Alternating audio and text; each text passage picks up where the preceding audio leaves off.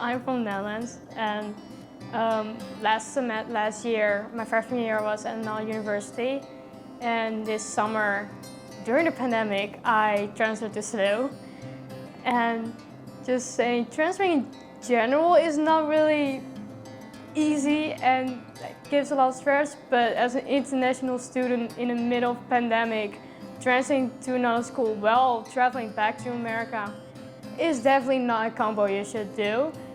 And then I was here and I had to be in quarantine. I had to figure out to get my stuff from A to B and flying, and I wasn't even sure if I could fly between Boston to St. Louis because I was in America for just a week, and I was like, okay, am I even allowed to fly? And figure out a way if I can fly, I have to get tested or not, and go back to my old school, get my stuff to SLU, and Corona in general made it so much harder than what could have been.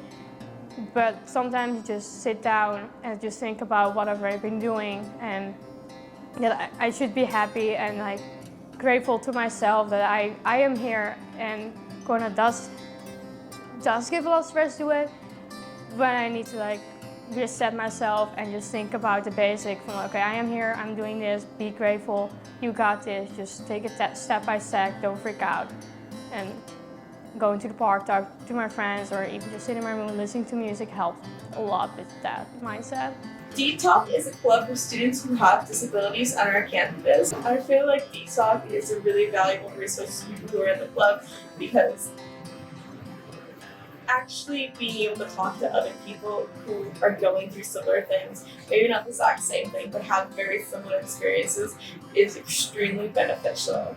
And we do things to make life on campus easier for each other, getting Braille installed, getting plates installed, and in that way we're also helping the entire campus with accessibility.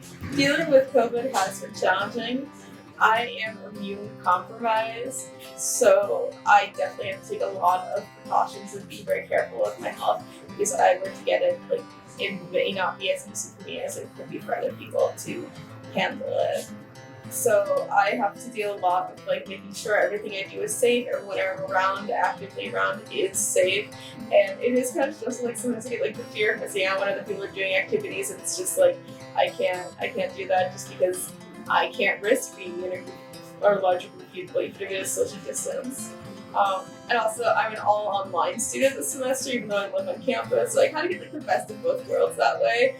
But it is kind of weird never actually being in a physical class or interacting with other students. When I was in Europe, I lived with a host family.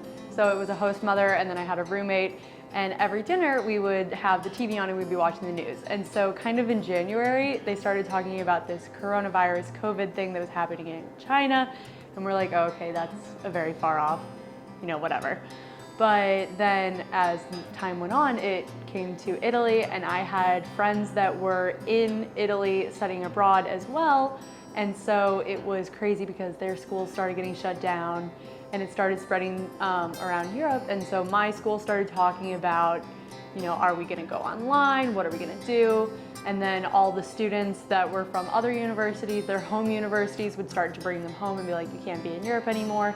And it was just a really unknown time. It was pretty anxiety inducing just because I'm away from my family, I'm away from everyone I know and everything that's close to me.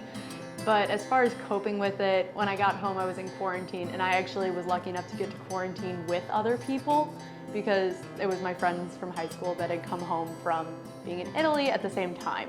So for me, a lot of the coping came from spending time with the people I love and the people I'm close to, because if not, it would just be isolating. My other option was to stay in my room alone, stay away from my family who I hadn't seen, stay away from my friends who were also going to have to quarantine and were getting sent home from school and getting sent home from their friends and away from everything in their normal life. Having practice in the morning that's just stick work, but practice nonetheless, is creating more of a consistent environment for me. So that way I can know, you know what, even if I can't go to my classes, I can get up in the morning and I can play field hockey. There's such a thing as toxic positivity. So if you just keep pretending like everything's all right and everything's okay and everything's normal and it's gonna be great, then you're fooling yourself by not recognizing that no, there are things that aren't going well, and that's okay. That's life isn't perfect all the time. So just being able to talk about the hardships that COVID does create, or just even regular school creates, going through and coping with that anxiety or that just, I don't know, long-term trauma almost. It's nice to just be able to have people to discuss it with.